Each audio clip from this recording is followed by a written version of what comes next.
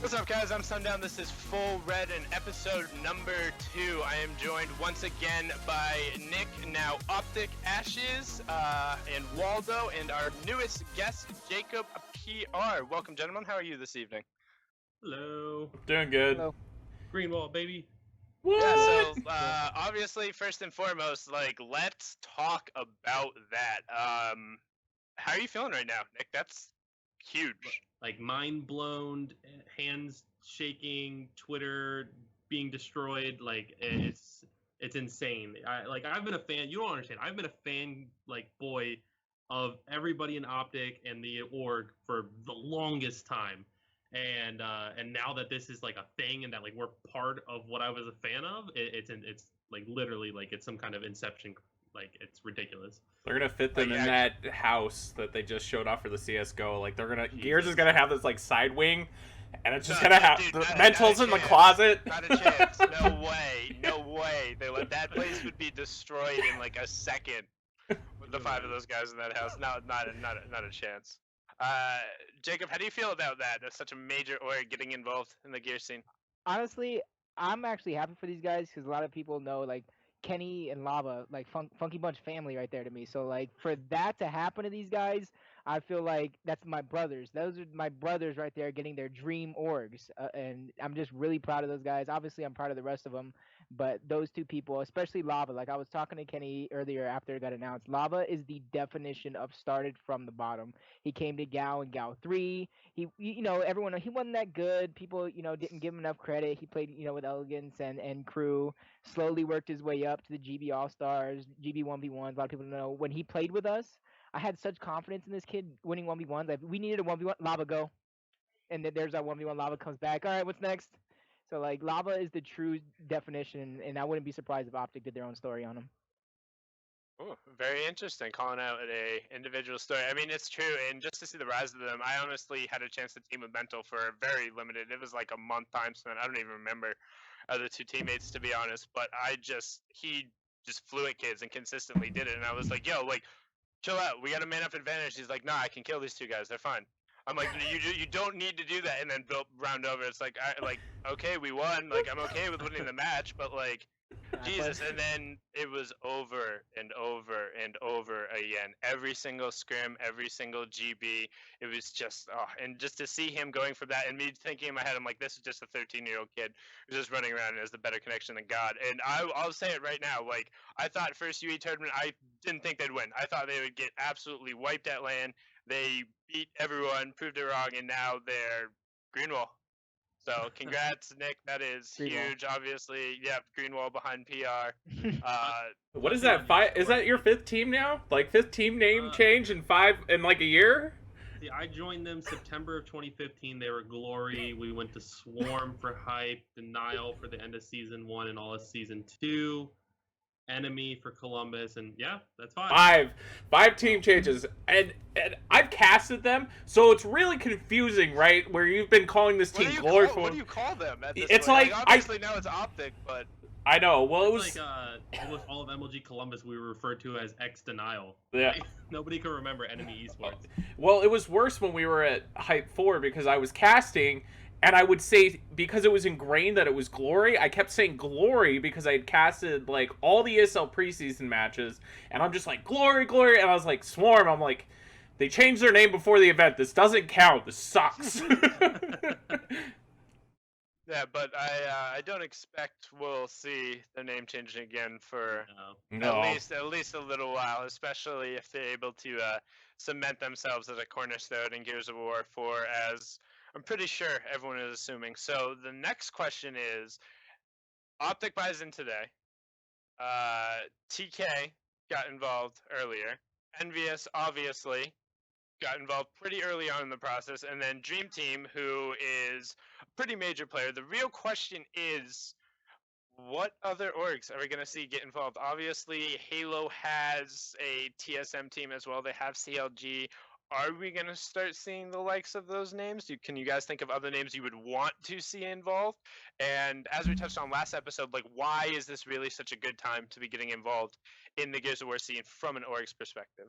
I mean, I could see FaZe, I could see Liquid, I could see Evil Geniuses, CLG, TSM.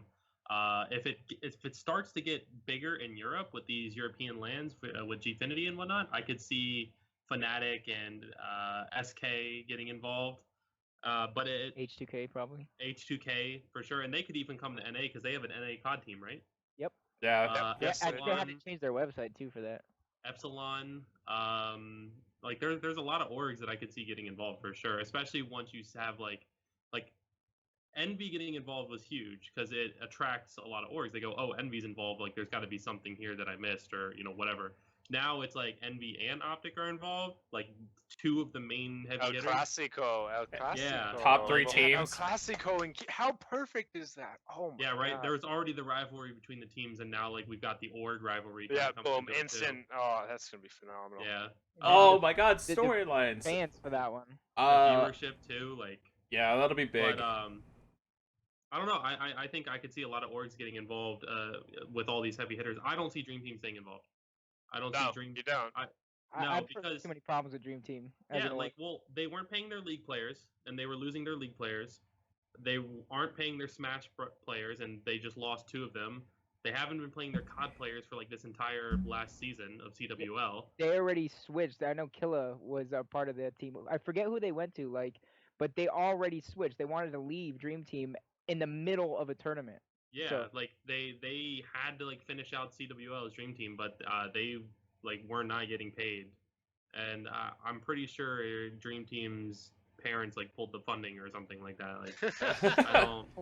The old esports adage. Oh no, Yeah. Daddy cut the credit card. Sorry. No, I mean No. like Don't do literally. that. I think he's younger than me, and he the owner of that org, and like I've heard good things about him, but I think he just spent recklessly, and I don't know. I think that team of Gears players deserves a bigger org, and definitely a more stable org than Dream Team, 100%.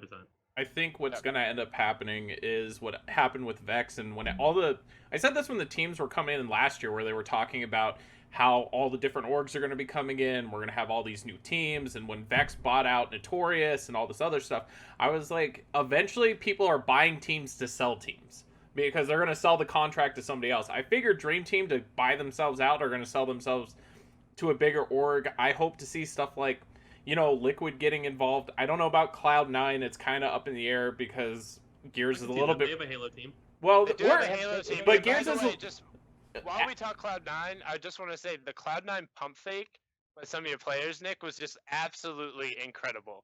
Like I loved it. Like the little like cloud emojis and everyone kind of hinting at it, and then everyone was pissed. Everyone was sitting there and like, guys, like we fucking get it. We know, like, haha, thanks for taking all the fun out of it. And then boom, just okay. Yeah. Continue. Sorry, I needed to throw that out there because I- that was very well played. Gears is a little rough around the edges still, and the players are very. I'll say raw is a good way to put it. So I can see other orgs getting in, but there's like certain teams won't mesh well with certain orgs. So we'll see how that develops. I'm really excited. Hopefully, to see G2 Fnatic if they get involved.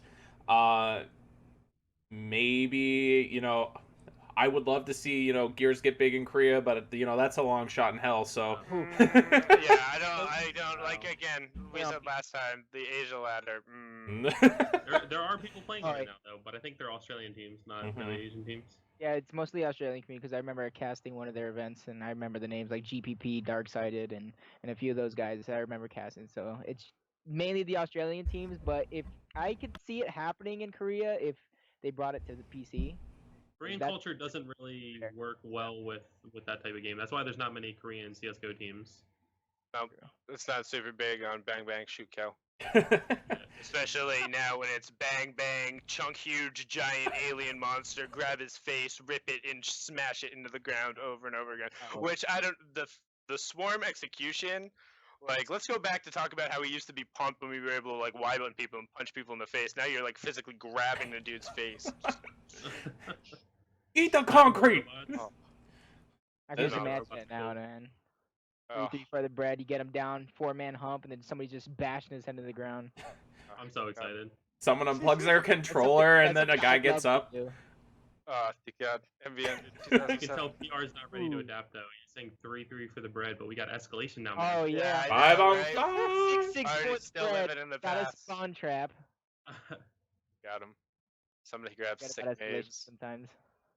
All right, so now that we transitioned over and we're speaking actually about escalation a little bit, let's talk about an interesting divide that's kind of occurred between the competitive side of Gears of War and the casual community. One thing that's very well known is the Gears of War multiplayer community is naturally very small. The number of people who go and try the multiplayer is small. Most people will buy the game for the campaign. So then the people who are in the multiplayer population will be faced with options to play this competitive escalation game mode or be able to play in a social matchmaking game mode, which is going to, for another Gears of War series segment, the community further has been a pretty hot topic of debate. Waldo and Pierre, I know you feel very strongly on this. Which one of you two wants to start? I'll start it. Okay. Let me start this one just because Okay. as someone who like really came from playing games casually and gradually moving myself into the competitive community, I think it's just the worst idea you can ever think of. Like just saying the community is already small. If you go on the forums, you already see like the people who are from casual playing the game, they're already saying like there's this elitist group of competitive this is just going to further separate that, and it's going to further have those topics on the forums, and it's just going to separate the community still instead of trying to bring them together and force everybody to play the same game and then just make it a good competitive game that casuals can enjoy and you can play on a competitive level. They're just making it where your casuals are going to have theirs, they're going to have real no motivation or incentive to watch these events, and then the competitive people are going to look down on those casual people like they normally do realistically, and it's just going to create a bigger divide than it already is, in my opinion. So my big thing with this is I'm a person that's like Gears has never had an all in like let's bet on esports go, and this is that same thing. Like we're getting a competitive setting for the first time ever. We're doing all this stuff. We're getting 5 versus 5. We got a full spectator mode. We got all this stuff, and then they announce that we're gonna, and then we're gonna be like we're gonna get this, and then they're like oh we're gonna have 2 balancing sets. And that triggered me pretty bad. But what made me more mad about the announcement is that the casual side of it, they gave numbers. This is something that I've talked about a lot. Is Gears doesn't give us a lot of transparency. Like if League does a change or CS:GO does a change in a weapon balancing, I get to see numbers and break it down and say, okay, this makes sense. We've never seen the back end numbers for Gears in any game. Like people pulled it off of like the PC version back in the day, but we've never seen numbers of what the weapon damage is, how much the boost is, like damage rates fall offs. We've never seen numbers, and so looking at this as a whole, splitting the community is one problem. The other problem is that we have no idea what the numbers are. From the people that have done the playtest, they say it's pretty balanced and it's fun and it's enjoyable. But again, we've got to look at this on a larger scale. This is a small test group versus a large community that's going to play to break the game, and they're going to figure out what weapons are broken and they're going to exploit it. Now, escalation, again, I've said this in a couple videos, is the first time we've ever been able to put power weapons in power weapon players' hands. This is the first time they can just give Bento. Yep. Yeah, we can just give Billy a freaking sniper rifle at the start of the round. And if he knows a certain angle and a certain point and how to hit a headshot every time, like, that's even more clutch. And that allows specialization in the players. And it's... weapon balancing is a key thing for this. Now, again, they do have the ability to like tune the weapons like instantly without patching it this time. But still, like splitting the community in 2 sides, it's always been casual and competitive. I came from the casual community. I was on that side that was running community events with GearsCon for the longest time, and the competitive community was like, you guys don't play the game this way. You guys don't belong. And I was like, I'm still good at the game. I just don't play. I just don't like execution. I'm sorry. And that happens, and it's been this big rift, and we've pulled it back together. There's been, over the years, we've actually consolidated a lot of that, and a lot of the viewpoints are the same. But it's still, like, new players coming in, having one playlist where the weapons are tuned for PvP and core, and then one that's tuned for competitive. Those are 2 polar opposites, and Gears is a total nightmare when we're talking about skill-based games. On top of that, you already have casual people saying that's not the way the game's supposed to be played, and then the competitive people are like, yes, this is the way the game's. That's just gonna further like divide it in that sense where the casual people will be like, you can't play the game that way. That's not true Gears. I'm better than this guy because I play it this way. And that already happens now in a game that's the same, so it's just gonna get worse in my opinion. Ashes, what's your thoughts on this? I don't know. I think that there's probably a reasoning that Coalition did what they did. Whether I agree with it or not is, the big scheme of things is irrelevant. I personally think that I agree with you guys. Like I agree with exactly with what PR is saying. I think it separates the pro community and the casual community. And one of my big points was when you have like the new player who is just bought the game, they've just got home from GameStop, they played the first 3 missions, and they see, oh, esports Gears of War is on. Like they loaded up their game and they see there's a tournament going on, and so they get on their computer or the Twitch thing and they go look at the tournament and they go, oh wait, why did he just shoot him with 5 pistol bullets and down him when I shot him with 2 pistol bullets and down him? Like like there's not going to be that same symmetry with the game. They're not gonna be able to understand, and it just like PR said, it further separates the competitive and then the people who play casually. And even going past that, like if pro players were going to play with casual players for fun or something like that, or some kind of promotional thing, it's just different games. I mean, you're literally changing the game itself. That hasn't been done or even attempted in any other game except maybe Halo Reach, where the competitive had no like certain power up things were removed. That's the only time I can think about that happening in esports, and it was a huge flop. Like it sucked. Nobody liked it. So like having that, like here's what Halo did and it failed, we're gonna do it but more intensely for Gears. I mean, maybe they said that, I think they did like a poll or something, and most of the casual community or from the beta testing liked the way the weapons were. It was really mainly the pro competitive community that was complaining about it. Who knows? Like obviously, like I don't think they're gonna lie to us about it, but at the same time, it to us, without knowing all the information, it does seem like it's 2 steps forward and then another step backwards. So I don't know.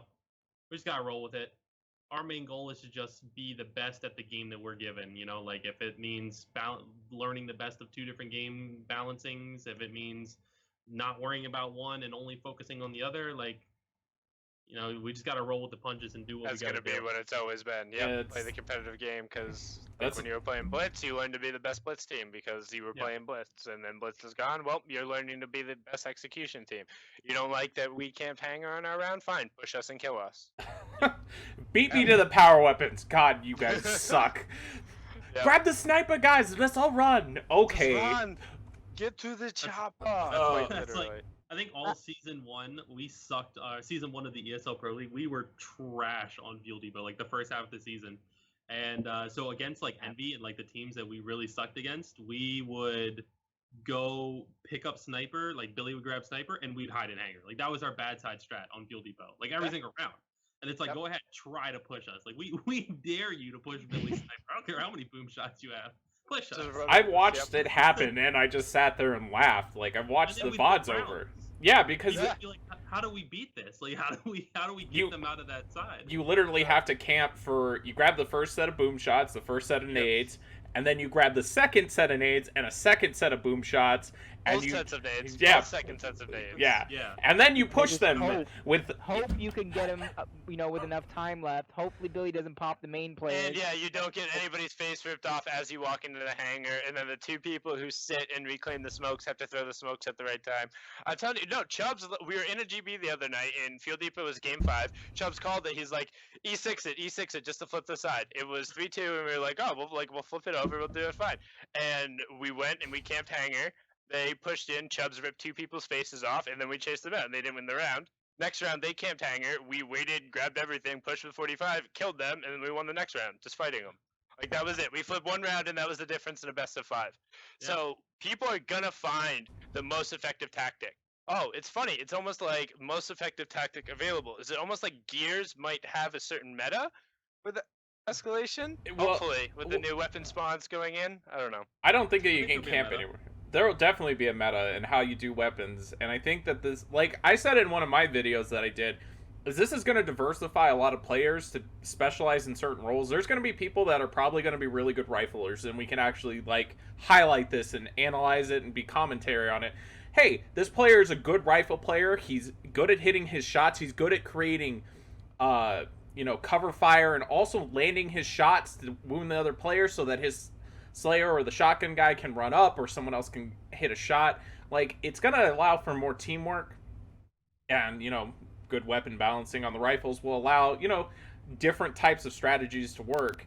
And again, we can put power weapons.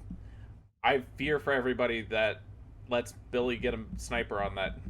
Yeah, On any teams are map. like, oh, it's okay. Like, we'll give our sniper snipe. It'll be all right. No. And then just Billy's everywhere where he wants to be. I mean, Billy Whatever does he have wants that to do. still. He still does have that thing where he tunnels. But I mean, if you guys are working with him consistently, like Billy, if he's like looking for the other sniper or looking for a headshot, he will tunnel super hard on that one guy, and then his peripheral's all out. But if people are shot calling for him, and you can see it when people are like, "Hey, this is where the guy's at," he'll wake up and he'll turn. But otherwise, he'll just be like, zoom in, fire. I'm killing this guy. Yeah, it's just like I'm killing him. he's like, He's I got a gonna laser die. pointer on him. He's gonna die. But I mean, that's it happens.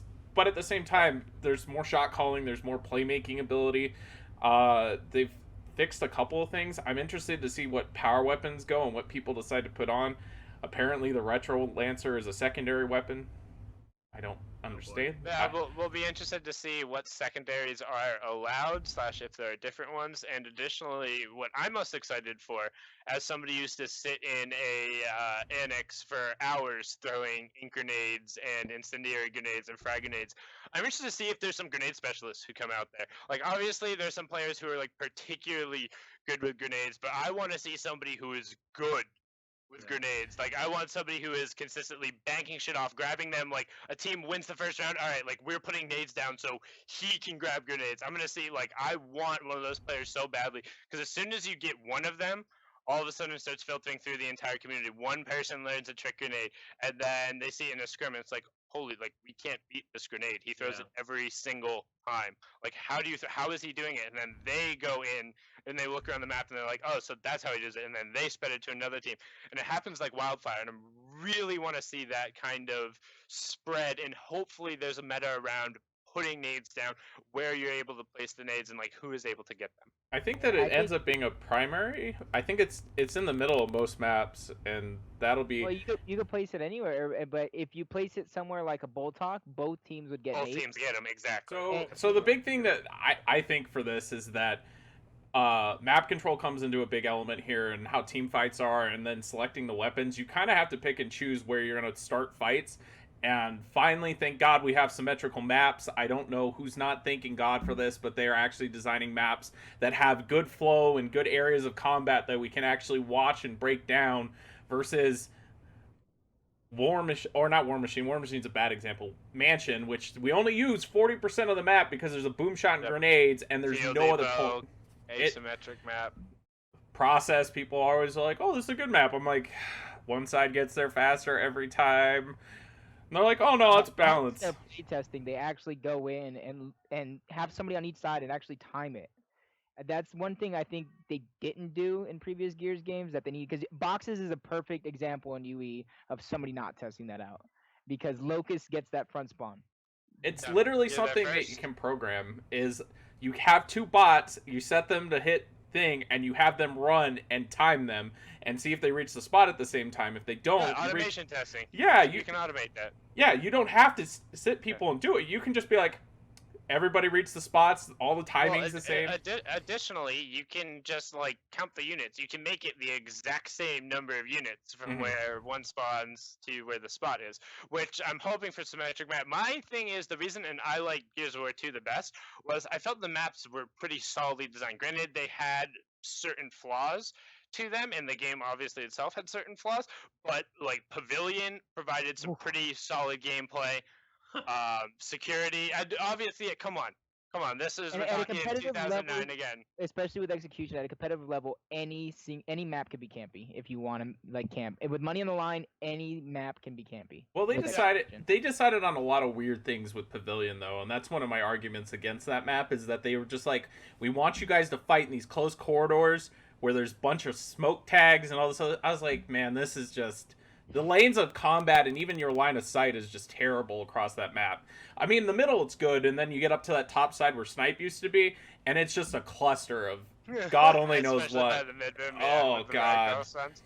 But I'm saying in terms of map layout, They were like better. obviously that's not good. But if you take Pavilion, right, rotate it now on its axis, and then make an escalation with a open hill at the bottom, one in the middle, one at top, and then you clear some of the combat lines, like you have a solid, symmetrically designed map. Security, same thing. Like all of those could transition, and you can't say the same about Field Depot. Mansion, like maybe, but obviously I never want to see it camping, again. like I don't think camping is going to be something we're really going to have to worry about unless it is those 1-1 stalemates where one team's holding their near hill, one team's holding the back hill, nobody wants to push forward, and nobody's really making a play. But then there's going to be power weapons on the map. So, like, how many teams are going to sit there and say, like, oh, there's a boom shot out there, we have nades and a snipe, like, we're not going to try and make a play, or nobody's going to pick someone, or nobody's going to like force somebody out. That's where we have to trust the coalition's map design is good, that those middle neutral, the true neutral objectives are contestable, and then also that there's flank paths, so those back ones aren't just freebies. If those can't be pressured, and then the middle ones don't have like viable or like favored combat areas or areas to create picks or decent lines of sight, then we could run into more campy gameplay. But obviously, like time limits, sudden deaths, like there are things that can be done to fix that with an objective-based game mode. So I'm not too worried. Did anybody watch the gameplay for Lift? Or not the gameplay, just not the really. just the video for it, like the map Yeah, layout yeah, they fly through. My question is the map going to start at the bottom? Because otherwise that boom shot spawns 30 seconds after. Because the lift has to hit the bottom for the boom shot to get picked up. So my question is that does the weapon, are we starting from the bottom in escalation, or are we going to have this thing where like Now we're here. yeah, we like, are we gonna have this Literally. issue where we're waiting for the game to pick up because we're waiting for a power weapon to spawn on the map, and we put it there, but then we've got to wait 30 seconds for the lift to drop? That was my only question. I'm hoping with escalation game modes that any maps that have like the variable or something that is going on it just is either like turned off or in a fixed position. But then again, it goes back to our previous point of splitting the community, and then it was everyone's like, "What do you mean the lift doesn't come down? Like it just What if stays it's up like there the whole Tyro time?" Station? If a lot of people don't know Tyro Station, that train continues even like say you win round one, that train is going at the same thing throughout the entirety of the whole match. So there's no set time for the train, especially if a round goes. What if Lift was like that? So like even though like you win the round and you're on floor 3, the next round it starts on floor 3 and then it's going, goes back up, and then it starts on that next one. That would be like another option, just because no round will be the same. So even if you're placing those weapons, it puts another strategic depth into that particular map.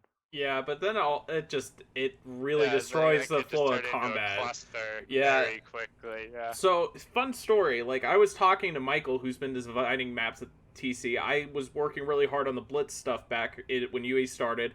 And I was like, why Tyro Station? And why is there a hill in the middle of the map?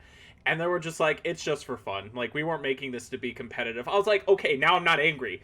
Like, okay, if we're making a map to be fun, that's fine. I was like, let's fix the hill rotation at least so it's a little bit balanced. But they're like, yeah, there's no way with a train coming across the middle of the map that this is even anywhere remotely designed to be competitive. I was like, see, if you tell me those things, I get less angry. So I don't have to try things. And like, how do we make this work? Just tell me it's for fun. I'm okay with that. I'm completely fine with Gears being fun. We'll just eliminate that map. Now, I do eliminate the fun.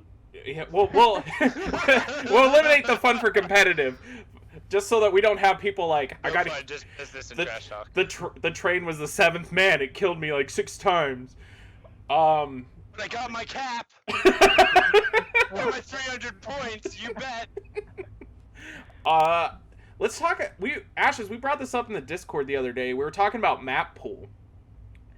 how big of a map pool do we actually want to have in competitive? Because I'm not all for 10.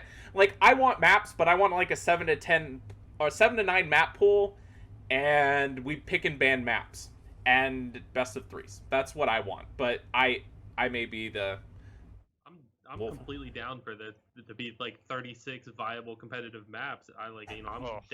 I'm down to do my job as a coach Oh. and study these Oh. maps like and earn my paycheck. But it's like there's got to be some reason. How many maps are in competitive CS:GO? 7, I think. 7? I think there's 'Cause, 7. like, we have 6 right now, and that's like way too little. Like we can't even do a best of 7 series because we don't have 7 maps. You don't even play Old Bones. Isn't that Old Bones the 7th map and that ever gets played, or the 6th map and it ever gets played? Stop. Don't Old Bones. Don't make Old Bones is not a thing. Should never be a thing. And should have Old Bones should have stayed Bones. ESL should tried to make Old Bones the 7th map for season 2, and that obviously met very interesting response from the community. But they need there needs to be more than 7 maps, or 6 maps rather, and I think that like what you said, like what we had talked about before, like there needs to be like a pick and ban system. Like I personally, like if I'm just gonna say use like an Envy matchup, right? Like if we had the option to go like, okay, we're gonna ban Canals against Envy. It's Envy's favorite map, and they're gonna like, okay, we're gonna ban Clock Tower, whatever they thought our best map was, and like you can do that, like add that level of macro to it, because like right now, like for me, like, and I was showing Neglect from Vexus, like after we played them, like my yellow notepad, like I had like exactly what each team was going to pick for each pick of each map, so like we knew what we were going to play going into each one, and I was right like 98% of the time, and because it's simple, like it's what does that team think that they're going to beat us on? Okay, that's pretty easy. We can beat them on this map. All right, what do they think they're going to beat us on? There's no like, oh shit, they banned that. Oh, we didn't see that one coming. Okay, now what? I thought they wanted to play that map. All of a sudden they banned that map. Yeah, like Envy thinks War Machine's our best map, but really it's Clock Tower. Wait, they banned Clock Tower? Why would they? Okay, now what are we going to do? Like, there's not that like added depth to it, and on top of that added depth of just the pick and ban, there's only 6 maps. Like it's stale. People get tired of seeing the same thing over and over again. I mean, like the escalation thing will help that. It'll add like different, different action to the plays, different like a better fast pace. But if there's not like at least 8 or 9 maps, maybe 10 in competitive, then it's still going to have the same issue of getting stale. Like we're going to know that every time we get on XYZ map, that the teams are going to go for these 2 hills and go for this hill, and whoever has this side, like it's just going to get stale. Like people are going to get so used to how the maps play out, and I would love to see like even half of the 36 maps we're supposed to get in the first year be competitive viable, and what I like is all of them. They're doing the 2 maps a month free, so like if they work, why not? I mean, we can limit the maps. Like I understand what you guys are saying, because like how can you realistically practice 36 maps? Do you want to on escalation a 36 map cycle? Like Jesus. Exactly. What was the event? The G-Con event you ran? There was a 13 map cycle. Yeah, there was a 13 map cycle. You literally played 2 scrims and you were just done with Gal because of how long it took. So I understand the aspect. It was because that was back when we were doing King of the Hills. But you can do something like CS:GO did. I think they took out Inferno for Nuke, or took out Nuke for Inferno because it was the better map. I can see something like that happening. And then they put Nuke back in. With two free maps a month, why not? I think we could. How many maps does competitive Call of Duty have? They don't have that many maps, but they have like each map can be 3 different game types, right? Right. For the most part, yeah. So what do they have? I don't follow. They have like I think like 5 or 6 maps. I could be wrong. I'm sorry, Greenwall people who might watch this. I think there's like somewhere between 5 and 7 competitive Call of Duty maps, but each map can be 3 different game types. So in theory, you have somewhere between 15 and 21 maps that you have to run in a scrim cycle, or try to get to in a scrim cycle. So like it's not that far off. We only have 1 game type still, as far as we know. Like I don't think execution or dodgeball are going to make their way into competitive. Please no dodgeball. No. Like, I don't want to. We're already segmenting. Like let's keep like even if escalation's the only one and we have 20 maps, like we're still on par with that. Same thing with Halo. Like Halo has only so many maps, but each map has multiple game types. You can be Yeah, but playing- even back with Halo 3, they usually kept it to, I think it was 11 tops. It was like either 11 or 13. They wouldn't usually go above Yeah, that in terms in of Halo 3 it was combination. 11, because Yeah, I but they would rotate. in the Go best ahead. of you'd play every map and game type in a best of 11 Halo 3.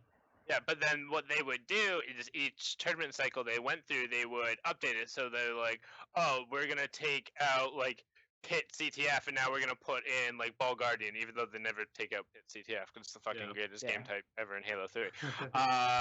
But what I Agreed. would like to see, and I was holding up the 5 earlier, I would like to see 9 maps in rotation with, like, at the highest level of play, 9 maps in rotation. We can bring other maps back in, like, on a per tournament base, but I'd like to see all tournaments at that time at least agreeing upon it.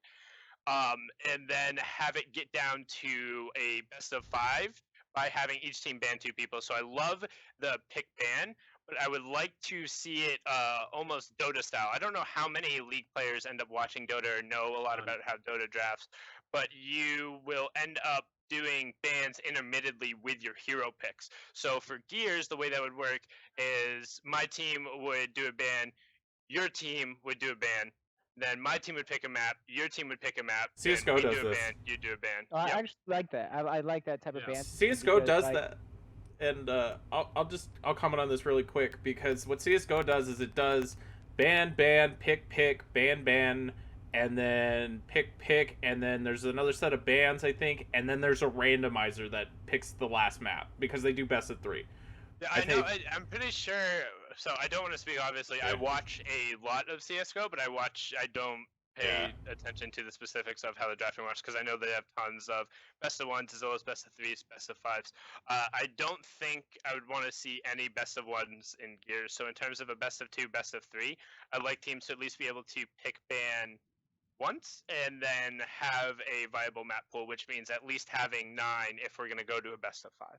I would also, now that we're talking about this, I would almost like to see, because I saw a list of how many weapons there are in Gears, like in Gears 4. There's going to be like a lot of weapons in Gears 4, and I would like to see Permit ban the buzz kill. That's a pick ban for weapons in Gears. In terms Like- of like what you can place on the map. Yeah, like if each team can like ban 2 weapons out of like a list of 10 or whatever, that still leaves 6 weapons that can be placed on the map. So like you're going against us and you're like, I don't want Billy having a sniper rifle. You can ban the long shot, or what, you know what I mean, or like ban, like you were talking about grenades. Like that guy's a god with these grenades. I'm gonna ban nades, and I think that would just add like another level of I can't think of the right word, but Diversity. just another to the competitive side of Gears of Complexity, War. depth, yeah. It would just make it that much more interesting, that much more intellectual, that much more strategical. makes So then coaches and analysts have a job,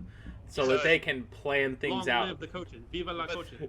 The question is, going back to our very original thing, we want esports to be accessible. Is that too inaccessible for players wanting to get in? Like, if you're queuing up for an escalation, like, are you going to queue up, be there in the team, and then go through, like, a quick pick ban of what you're playing for rank mode? Is that ideally what we'd want to see from the coalition? Because obviously we're not going to be there yet, but I want to get to a point with Gears where if I'm Joe Schmo and like I see esports Gears, it's like holy, like I want to get involved with that, but I have no friends who get involved. I don't have any connection or anything. I want to be able to grab my controller, sit in front of my Xbox, go to a ranked playlist, and play.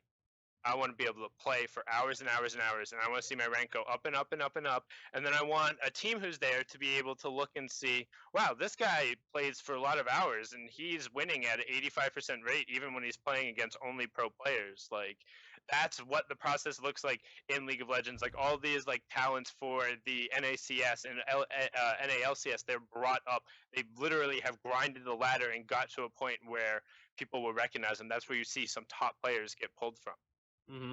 I think that if this rank system for Gears of War 4 works the way it does in League of Legends, where people actually, to a point, care about their rank, then I could see that being a viable system. But it's also going to require other stuff. Like it's going to require a ladder, like that we can see, that I can go on gearsofwar.gg or gears.gg, whatever their URL And is, pull up the top and two and pull master up or the whatever. ranked escalation ladder and see, okay, praise is number 1, mental is number 2, so whoever is number 3. Like, oh, who's this guy? Like, is he on a team? Is he an available player? Like, I want to pick that person up. Look at his stats. That's ridiculous. Like, that information should be available as a coach or a manager or anything who is scouting potential talent. Because if Summons gets like, I don't know, if Summons dies, no, I don't want Summons to die. But wow, you escalate straight to death. Not like breaks a wrist, has a personal issue, gets sick. Summons just died. He dies. Even if he against breaks, us, we gotta kill him. all right, cut the death. If Summons breaks a wrist and he can't play, like, I want to be able to not be put in the position where I have to play and be able to go, guys, instead of trying to contact washed up, recycled Gears of War competitive player XYZ, let's look at this guy from the ladder. He plays like Jesus when it matters in ranked. Let's see what he does in scrims. Like, that's exactly what people do in League of Legends. You know, like, I've built, I can't even tell you how many Biofrost, it was open tryout. Yeah, DSM support, rookie of the year. I've built like dozens of Challenger League of Legends teams, and it's always, okay, are these players available? Okay, we've got who we could get out of those. Let's look at the ladder and see who else is available above Challenger. A certain threshold, whatever the team feels comfortable playing with. Yeah, and I mean, like, my initial start in Gears, I played just like on the ladders, like way back in the day, Gears 1. But then when Annex came out, I was like, oh, this is a brand new leaderboard. I'm going to try and climb. Like, I want to have the most points. And I got all the way up to 13th, and then some random kid was like, hi, I saw your name on the leaderboard, so you want to play in GBs with us? And that's how I found Game Battles. But, like, if that random person had been going through the leaderboards and decided to contact me, like, I might have just continued playing Annex games, and I wouldn't have ever gotten involved in the Gears of War scene. Like, it took initiative for that person to then go to those leaderboards. But if we have something that feeds directly into competitive play and is tied for that, then the people who do decide to get interested, who do see that esports pop up, who do see all these skins, and they want to get involved, they know, like, I'm going to play Escalation, and you play, and you're like, holy, I am not very good right now. Like, this is tough. And then all of a sudden, like, I am losing like 20% of my games. But then you're like, yeah, like, I'm winning a couple of my games. I'm helping my team out. I'm winning some games. Oh, yeah, now I'm carrying some games. Like, that is the feeling that will not only bring people to play, but keep players playing who really want to grind for that top. And there needs to be incentive, too. Like, you can't just say, okay, here's the rank system you guys wanted. There needs to be like, hey, if you guys place Onyx this season, which lasts until... hopefully it lasts long. Let's say it lasts till December or January, or like January 1st, season 1 ends of the first ranked ladder.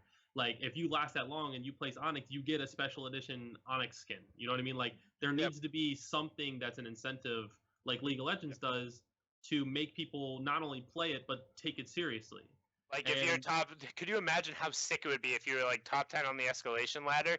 You got like a specially charged gun, like you got whatever, like they all got to work together, like custom design a skin, and those 10 players got it. Yeah, I'd be grinding that ladder really hard, and I don't even play anymore. I don't know if they said how they're going to do it, but there needs to be exclusivity to whatever that top rank is. So, like, if it goes bronze, silver, gold, diamond, or platinum, and then Onyx needs to be only like 100 players or only 50 players. Halo did it. League 250. League did it. CS:GO does it, right? Yeah, every major competitive things it has. StarCraft does it. It's a certain. StarCraft does it. Yeah, there's a certain tier where you cross and you're top 200 or 250 in the world, and that's it. And each day it's on for League specifically, you get into put in this master tier buff where you can either bump up the challenger if people decay or drop down, or you can it forces people to stay playing the game if they want to keep their rank. So I think that's something, like, I don't know if the coalition's adding that, but I think that's one of the best ideas if you're looking at rank. That should be like at the top of the list when trying to add rank, not just ranks. How can I make ranks the best they can be? So if you put a top 100, top 200, then you're forcing people to play the game to keep their spot. And I think that's, something I would look in. I can guarantee you the majority of the competitive community would also agree and want something like that. So that way, exactly who is playing, who is better than who, because it's not just enough. Like, there's a certain point in the game where people are going to stop playing and some people are going to keep playing. So let's just say Sundown stopped playing. He was 13th. I kept playing and I passed Sundown eventually to a point where if Sundown comes back to the game, it's gonna take him so long to catch up to me. Yeah. Instead, it's Sundown's decaying. He's going down. He's not in the top 200 anymore. I kept working. I'm now ranked 23rd. You know what I mean? And I have to keep playing to remain 23rd or go higher. I think that's just something the coalition should look into because it's a real great incentive. I know I watched Halo streams when it came out, and that's something the players themselves keep playing and work hard for. I can Well, give 'cause from then my it al- example Go too. I used to play Warzone in Gears 1. I was top 10 in Gears Warzone for the longest time until they did that goddamn tournament where they to win a trip to Prague and then everybody started playing. But I was top 10 in the world in Warzone when that game was out because that's all I played and every day. It was a self-pride thing. Like, I'm better than everybody else. I'm going to keep playing. I'm going to keep grinding. And that's before points were like millions. We're talking when points were like you got 50 points a kill and very little Yep. damage points. Like, it was an extreme 4 grind. points, 4-pointed. Oh my god, Mhm. it was way better. And see, that's where it was. And I grinded that ladder ridiculously.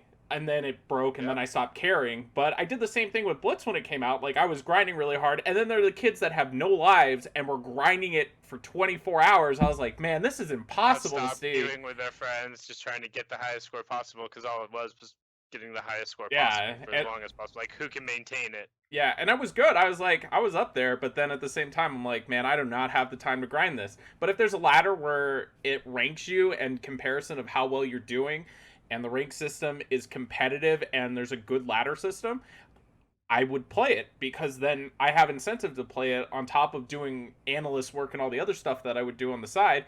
But I would have fun playing Gears at that level because that's what I like doing.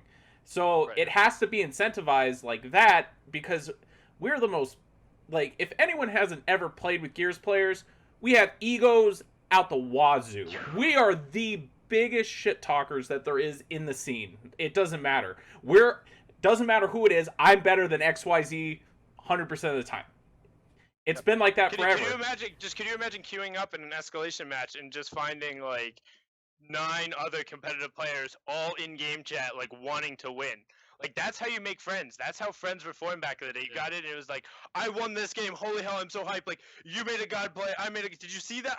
You want to go? Yeah, let's go. Let's play the next game. Like, those are the moments. Like, if those moments haven't existed in Gears in so long, and we're so close. And I think if some of the things we talked about tonight, TC is able to take into account, like, we know the sky is obviously the limit at this point, and I mean that's only reaffirmed by the fact that Greenwall getting involved again. Congratulations, Nick, and all of Mental and crew, who at this point we will refer to as Optic from now on, and hopefully for a while.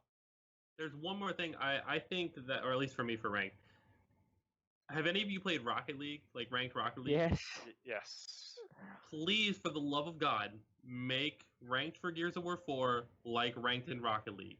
Have there be a solo rank where if I go in there because none of my friends are on or I don't have any friends and I go play the game, I can still climb up in my individual rank, or I can play with a team of pre-made 4 other people and we can have a team rank, but it's not like League of Legends where I have to go register a team and make a team and we all play. It's I We have a team rank for right now. that shows how well I work with 4 other pre-made people, or I have my individual rank that shows how well I work with everybody being individuals. Like, I Right. think that Yeah. should be separated because, and the way it works in Rocket League is perfect. Like, it doesn't make you have to register anything extra. It doesn't make you have to do anything different. It doesn't really affect the queue times. It just, you just do it and you have this rank, and it doesn't matter who you play with as your pre-made 5 or 4 other friends. Like, you can play with anybody. I can play with my team minus Kenny, or I can play with my team minus Summons, or I can play with all of Envy. And Like, it it'll doesn't still matter. be able to like My accurately rank queue you stays before the other same people. and goes Yep. up. Yeah. If I win, StarCraft. it goes up. That's StarCraft's the same way. Yeah, StarCraft's the same way. It's like I can play with a group of friends, and we have our own group, and then I can go play with a different group of friends, and we have that rank, and then I still have my individual ladder where I'm playing solo, and I have that rank.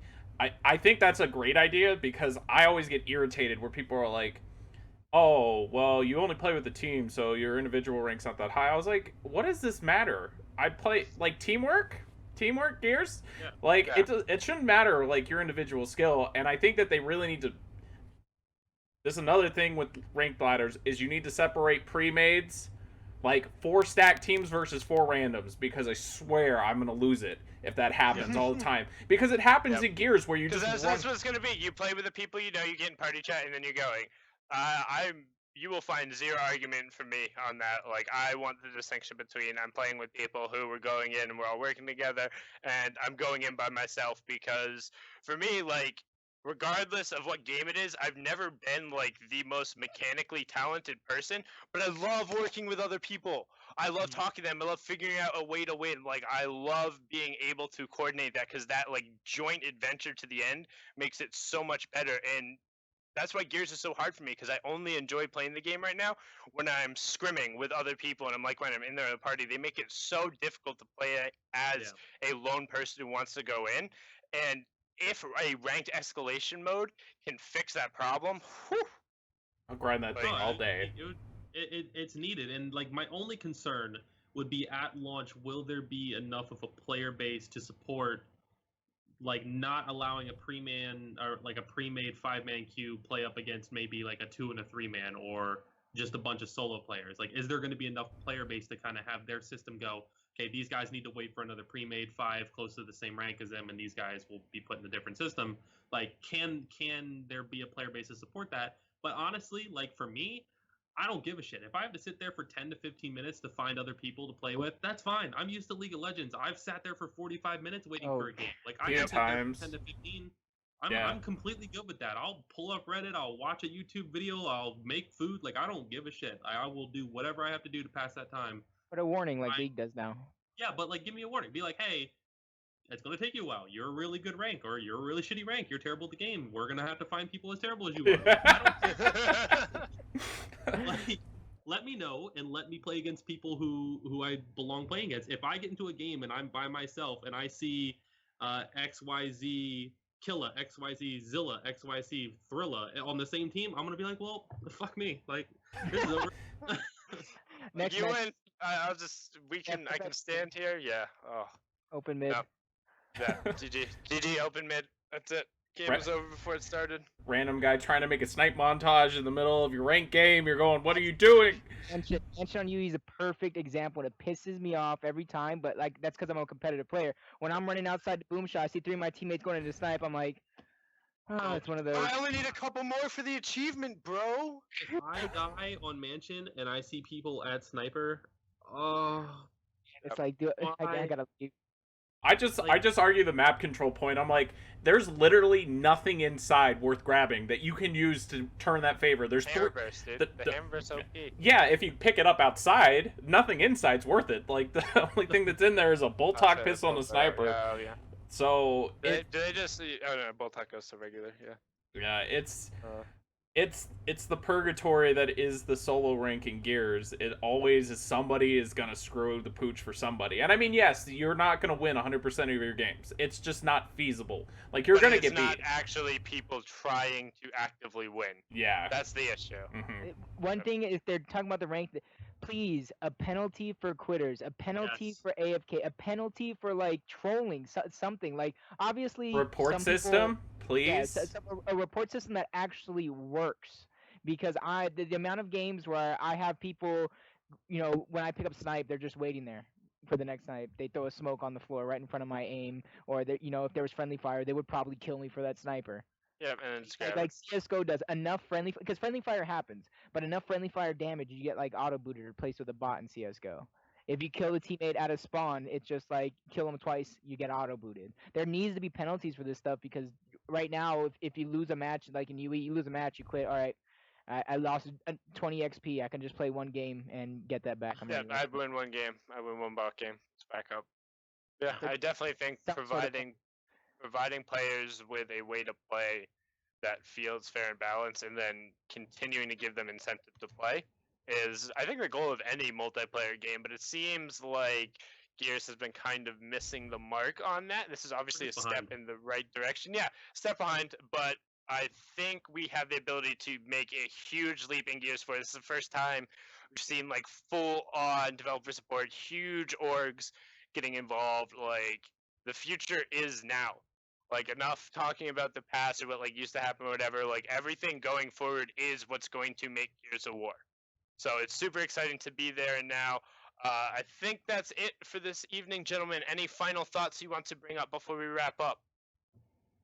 I'll go real quick. Thanks everybody for tuning in to another episode. Me and Cam like hosting this. It's a lot of fun. Get to hang out and talk with people, especially Ashes. Thanks for coming on again. It's been a pleasure. Now that you're Optic Green Wall. Woo! Yeah, it's a lot of fun. I enjoy these talks and picking brains of other intellectuals in the community. So I think this episode feels a lot more fun, and I know that's really bad to say on the show, so you might feel Nah. No, it's okay. You're good. if you're leaving that in, like I don't know. I think I think when we get a chance to actually sit down and break down the conversation, it's a lot more fun, a lot more interesting too for potential listener or viewer. Nice. So thank you, Jacob. First time on the show. Thank you very much. Your insights were awesome, both as a player and as a personality in the community. Keep doing awesome things. Is there anything else you would like to leave us with? Just basically thank you guys for having me. I know one thing I'm working on this Saturday. Just make sure you guys stay tuned. I'm not saying follow me on Twitter, even though you can. It's probably here somewhere at the bottom. I don't know. That's right. It's right below you. I have something really big planned. I'm basically doing it all myself from the ground up, and I really want to thank the teams that are working with me, and the talent that is going to work with me. So I hope you guys stay tuned this Saturday. And we'll have an exact time. I'll make sure to tweet it out, and just thank these guys above for having me on the show. for sure. All right, awesome. Thank you very much, gentlemen. It was always a pleasure. I'm your host, Sundown, co-host Waldo, guest Optic Ashes, Nick, and then Jacob PR. Gentlemen, it has been a phenomenal evening. Guys, thank you for listening again. This is Full Red. You can follow us on Twitter at FullRedGG. Also, make sure you like the video and subscribe to us on YouTube.